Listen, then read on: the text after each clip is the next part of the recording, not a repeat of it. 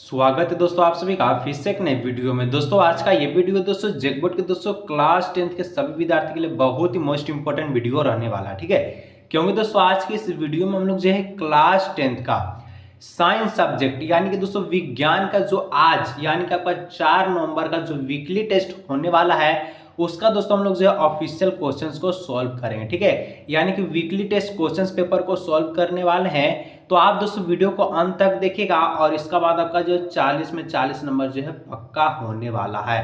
तो वीडियो को दोस्तों शुरू से लेकर अंत तक देखिएगा, जितना भी दोस्तों को जरूर शेयर कीजिएगा। और अगर दोस्तों यदि आप चैनल पर पहली बार आए तो चैनल को सब्सक्राइब करने के साथ साथ बेल नोटिफिकेशन को भी ऑल पे प्रेस कर लीजिएगा। तो चलिए बिना देरी के क्लास 10th साइंस सब्जेक्ट यानी कि विज्ञान का आज जो आपका 4 नवंबर को वीकली टेस्ट होने वाला है उसका ऑफिशियल क्वेश्चन को देखते हैं और आप 40 आउट ऑफ 40 यानी कि 40 में 40 नंबर आप प्राप्त करेंगे। चलिए बिना देरी के हम लोग क्लास 10 साइंस का वीकली टेस्ट क्वेश्चन को सॉल्व करते हैं, ठीक है। तो यहाँ पर दोस्तों सबसे पहले आपको क्या मिलेगा, सेक्शन ए मिलेगा, ठीक है। सेक्शन ए में दोस्तों जितना भी प्रश्न रहेगा सारा का सारा ऑब्जेक्टिव रहेगा यानी कि 10 MCQ रहता है और बाकी आपका जो 6 सब्जेक्टिव रहेगा जो कि सेक्शन बी, सेक्शन सी और सेक्शन डी मिला के, ठीक है। तो सबसे पहले हम लोग 10 MCQ प्रश्न में 20 नंबर जो हम लोग पक्का करेंगे, सारा का सारा पहले हम लोग ऑब्जेक्टिव प्रश्न को सॉल्व करेंगे, ठीक है। तो दोस्तों पहला प्रश्न कहता है वीकली टेस्ट में 4 नवंबर का, और जितना प्रश्न बताएंगे सभी को अच्छी तरह से देखिएगा, 40 में 40 नंबर आएगा, ठीक है। कहता है 1 किलोवाट घंटा कितने जूल के बराबर होता है।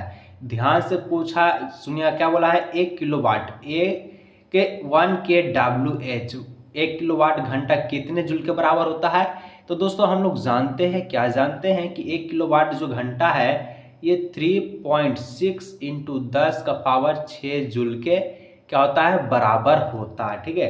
तो ऑप्शन नंबर दोस्तों ए इसका हो जाएगा right answer, 3.6 into 10 to the power 6 joule, ठीक है।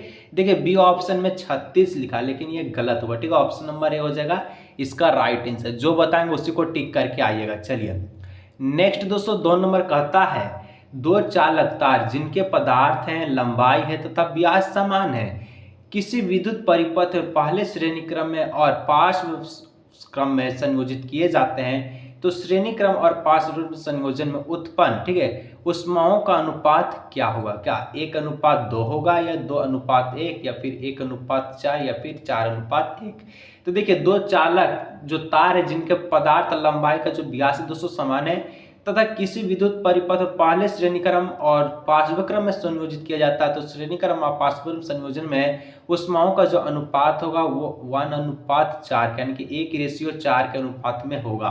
तो ऑप्शन नंबर दोस्तों 2 का सी इसका हो जाएगा राइट आंसर। चलिए आगे बढ़ते दोस्तों, तो 3 नंबर कहता है निम्नलिखित में से कौन सा पद विद्युत परिपथ में विद्युत शक्ति को निरूपित नहीं करता है। देखिए हम लोग जानते हैं, क्या जानते हैं कि जो विद्युत परिपथ में विद्युत शक्ति को निरूपित कौन नहीं करता, कौन नहीं करता आपसे पूछा है, ठीक है। देखिए ऑप्शन ए है I²R, ये तो निरूपित करता, तो ये सही है। ऑप्शन सी है VI, ये भी निरूपित करता, ये भी सही है।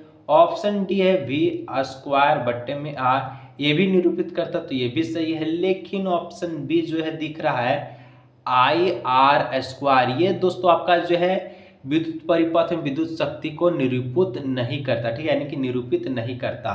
तो ऑप्शन नंबर दोस्तों 3 का बी हो जाएगा राइट आंसर। चलिए 4 नंबर दोस्तों पूछा है कि विद्युत धारा का SI मात्रक क्या होता है, ठीक है।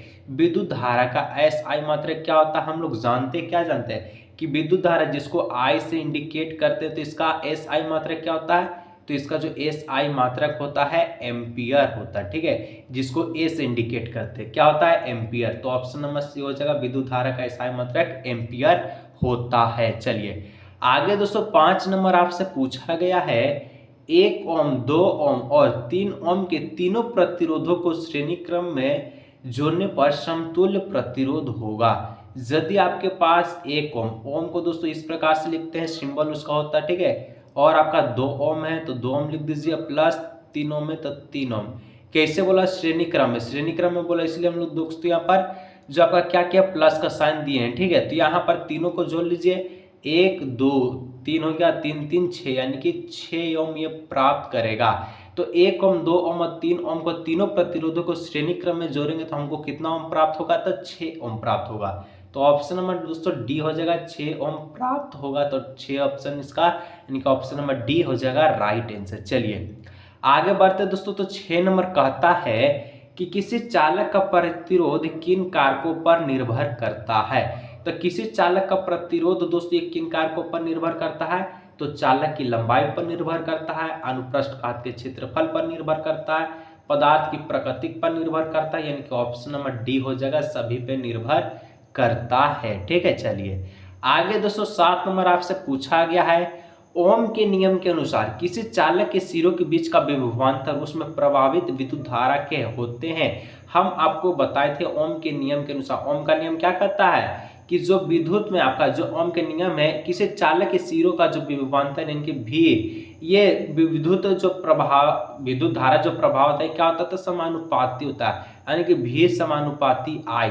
तो समानुपाती जहां दिख रहा है ऑप्शन नंबर बी दिख रहा है, ऑप्शन नंबर बी हो जाएगा इसका राइट आंसर, समानुपाती होता है। ठीक है, चलिए आगे बढ़ते तो दोस्तों 8 नंबर दिखता है, क्या कहता है 8 नंबर कहता है किसी चालक के दो सिरों के बीच का विभवांतर डैश में व्यक्त किया जा सकता है। तो किसी चालक के सिरों के जो विभवांतर है, ठीक है, ये किस में व्यक्त किया जा सकता है, तो ये जो आपका वोल्ट में व्यक्त किया जा सकता है। ठीक है, वोल्ट में दोस्तों व्यक्त किया जा सकता है, तो ऑप्शन नंबर 8 का ए हो जाएगा राइट आंसर। चलिए आगे बढ़ते दोस्तों, इसी प्रकार से 9 नंबर कहता है कि किसी चालक से प्रभावित होने वाली विद्युत धारा को किस यंत्र की सहायता से मापा जा सकता है। फिर से बोलो दोस्तों, अगर चैनल पर पहली बार सब्सक्राइब जैसे कीजिएगा, आप लोग दोस्तों वीडियो को देखते लेकिन चैनल सब्सक्राइब नहीं किए तो सब्सक्राइब कीजिए, ताकि दोस्तों आपको भी कुछ लाभ हो और हमको भी हो, मुझे भी मोटिवेशन मिले कि हाँ आपके लिए रात 12 बजे 1 बजे वीडियो बना रहे हैं, ताकि आप जो वीकली टेस्ट में तहलका मचाए।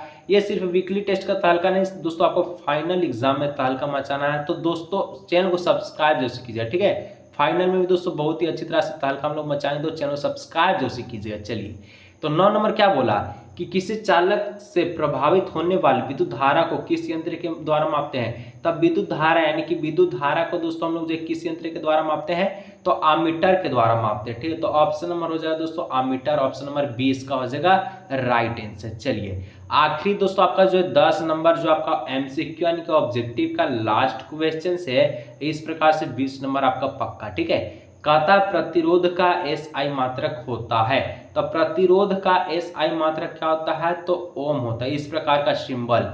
तो वोल्ट है, ओम है, वॉट है और एम्पियर है, तो ऑप्शन नंबर बी हो जाएगा ओम इसका राइट आंसर। ठीक है, तो इस प्रकार से दोस्तों अभी हम लोग जो सिर्फ और सिर्फ सेक्शन ए का सारा प्रश्न देखें, ताकि 20 नंबर पक्का हुआ।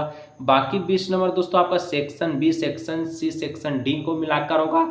तो नीचे कमेंट कीजिएगा कि सर पार्ट 2 यानी कि सब्जेक्टिव का सारा प्रश्न अपलोड कीजिए, ताकि हम वीकली टेस्ट में 40 आउट ऑफ 40 ला सके, यानी कि 40 में 40 ला सके। तो दोस्तों नीचे कमेंट कीजिए, मिलेंगे हम लोग जो सब्जेक्टिव वाला प्रश्न में, तब तक चैनल को सब्सक्राइब कीजिए, ताकि वीडियो का नोटिफिकेशन आपके पास पहुंच सके। ठीक।